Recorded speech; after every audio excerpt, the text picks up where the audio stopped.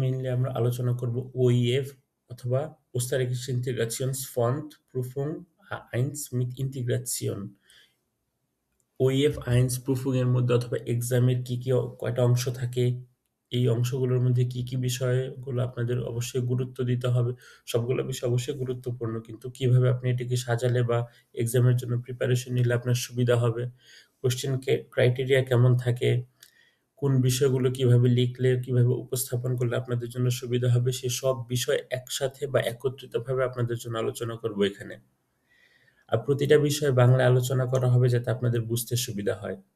Zum Beispiel, for example, OEF A1 এর যে অংশগুলো sprechen, schreiben, lesen, hören, এগুলো পর্যায়ক্রমিকভাবে ভিডিওতে থাকবে। প্রথম অবস্থায় বিষয়গুলো আপনাদের সাথে যে স্ট্রাকচার অনুযায়ী এক্সাম হয় সেভাবে উল্লেখ করা থাকবে এবং ভিডিওগুলো আপনাদের সাথে শেয়ার করা হবে, এবং পরবর্তীতে প্রতিটা ভিডিওর অ্যান্সার সহ আপনাদের সাথে শেয়ার করা হবে, এবং ওই রিলেটেড যে কোনো ধরনের প্রশ্ন থাকলে আপনারা আমাকে অবশ্যই কমেন্ট সেকশনে জানাবেন। সেকেন্ডলি, ওইএফ এর আরেকটা পার্ট আছে যেটা হলো আপনার ইন্টিগ্রেশন অথবা ইন্টিগ্রেশন। অস্ট্রিয়াতে বসবাস করাকালীন সময়ে বা অস্ট্রিয়াতে দীর্ঘকালীন বসবাস করতে চাইলে এই বিষয়টা অবশ্যই খুবই গুরুত্বপূর্ণ, যেটা আইনস থেকে প্রতিটা পার্টে আমাদের পরীক্ষা নেওয়া হয়। সে বিষয় সম্পর্কিত আলাদা ভিডিও দেয়া থাকবে, এবং ভিডিও রিলেটেড যে সকল ওয়ার্ড অথবা ভোকাবুলারিগুলো আমাদের খুব ইম্পর্টেন্ট, যেগুলো জানতে হবে, যেগুলো না জানলেই না, সেগুলো আলাদাভাবে কমেন্ট সেকশনে পিডিএফ আকারে দেয়া থাকবে, যাতে আপনারা অবশ্যই এবং খুব ইজিলি বিষয়টা আয়ত্ত করতে পারেন। আশা করি বিষয়টা ক্লিয়ার। এবং পরবর্তী যে ধাপে ভিডিওগুলো আসতেছে, আজকে আমরা শুরু করব হোরেন, স্প্রেখেন, স্ট্রাইবেন, লেসেন নিয়ে।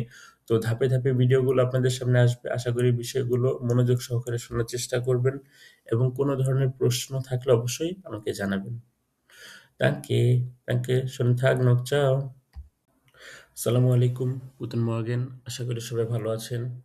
আজকে আমরা ওইএফ আইনস এর যে টাইলগুলো আছে সেগুলো নিয়ে আলোচনা করব। কিছুক্ষণ পূর্বে আপনাদের যে বিষয়গুলো বললাম যে কতক্ষণ সময় আপনার জন্য নির্ধারিত থাকবে, তার উপর ভিত্তি করে এই পার্টগুলো সাজানো।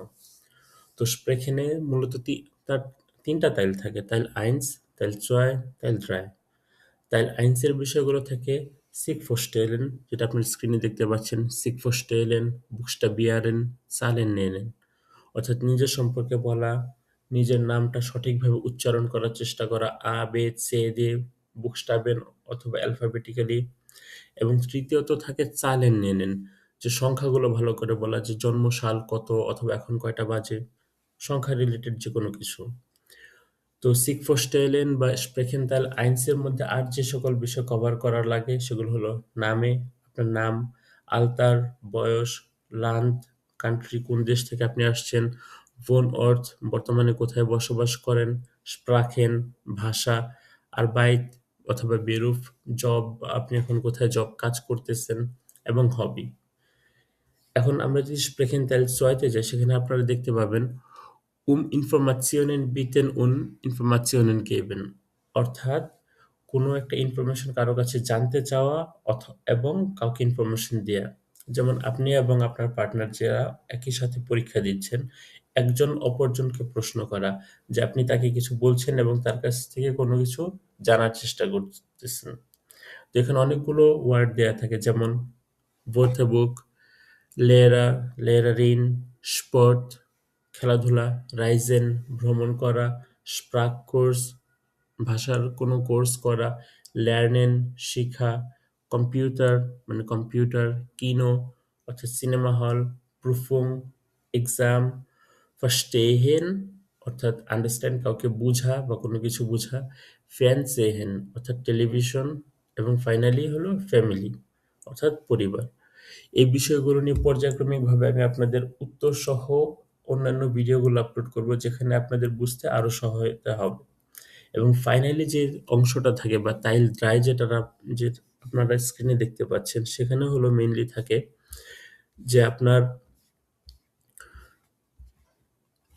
etwas anbieten অর্থাৎ কোনো কিছু অফার করা, বিত্তেন কোনো কিছু রিকোয়েস্ট করা, ফরশ্লাগে কাউকে পরামর্শ দেয়া, রাতশ্লাগে অর্থাৎ পরামর্শ বা কাউকে সুপরামর্শ দেয়া, ফর্মুলিয়ান উন darauf reagieren, এই ছবিগুলো থেকে কোনো একটা বিষয় আপনি কাউকে বা আপনার পার্টনারকে আপনি বলতেছেন সে সম্পর্কে আপনি কাউকে ইনফর্ম অর্থাৎ আপনার পার্টনারকে আপনি ইনফর্ম করবেন এবং reagieren এবং রিঅ্যাক্ট করবেন। ফর এক্সাম্পল, zum Beispiel এখানে আপনার ১ম যে ছবিটা দেখতে পাচ্ছেন Zeitung অর্থাৎ নিউজপেপার।